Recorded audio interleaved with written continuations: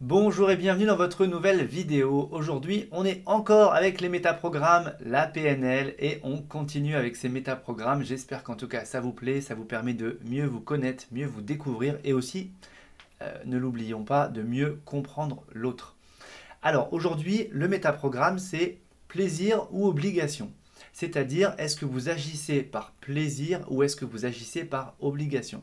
Et je trouve que c'est un métaprogramme qui est super important dans la connaissance de soi, puisqu'on va remarquer que dans le passage à l'action, parfois c'est facile, parfois c'est plus compliqué, parfois on y va de bon cœur et de bon train, et puis parfois ça nécessite quand même de nous mobiliser beaucoup plus. Et c'est intéressant de se dire, bah alors quand j'agis facilement, est-ce que j'ai une recherche de plaisir et il y a quelque chose qui m'attire, ou est-ce que je le fais parce que c'est comme ça, c'est obligatoire, et dans ce cas-là, mon cerveau ne se pose plus de questions, il a rangé ça dans la case obligatoire, et donc je le fais. Vous voyez ce que je veux dire? On pourrait entendre derrière obligation aussi par forme d'habitude, c'est-à-dire qu'il y a quelque chose qui est en route, quelque chose qui est comme ça. Je pense à l'idée par exemple de prendre sa douche le matin. Alors ok, ça peut être un super plaisir, mais au final, en tout cas pour ma part, je réfléchis pas tant en termes de plaisir ou pas plaisir, mais bon, bah, c'est comme ça, on prend sa douche le matin, c'est une habitude, et voyez, ça rentre dedans. Donc derrière obligation, on peut aussi aller vers quelque chose où il y a de l'automatisation. En tout cas, pourquoi c'est intéressant? Parce que justement, on est très souvent quand même confronté à cette difficulté à passer à l'action. Moi, j'entends quand même ça souvent, hein. Comment est-ce que je peux trouver plus de motivation? Je sais qu'il faut le faire, mais j'arrive pas à le faire. Je m'y mets pas, je mets du temps, je repousse, je procrastine, etc., etc. Eh bien, en fait, si vous mettez à jour, est-ce que je le fais par plaisir ou par obligation?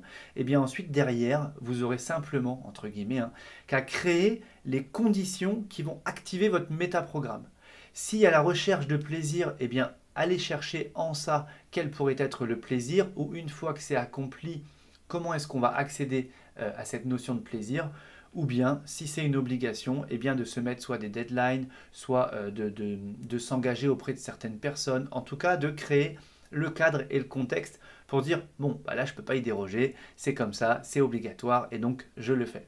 Donc, prenez le temps, vous savez, par obligation, c'est un petit peu ceux qui le font à la dernière minute parce qu'ils n'ont plus le choix. Donc justement, ils sont obligés. Alors qu'il y a des personnes qui vont dire, moi, je le fais à l'avance, comme ça, après, je suis tranquille. Et donc, il y a cette notion plutôt de recherche de plaisir. Donc, allez voir vous, comment vous fonctionnez, et puis créer le cadre qui va activer votre métaprogramme.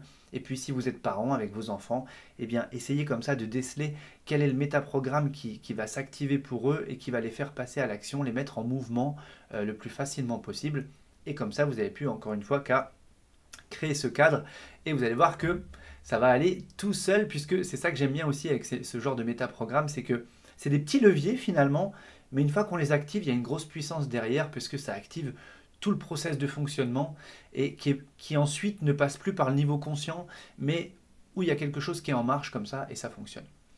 Donc voilà pour ce métaprogramme. Donc allez à la recherche de ce fonctionnement pour vous et puis aussi pour vos proches, votre environnement, toujours aussi mieux se comprendre, mieux comprendre l'autre et comme ça améliore la communication et les interactions. Voilà, comme d'habitude, le petit pouce en l'air et puis nous on se retrouve déjà demain.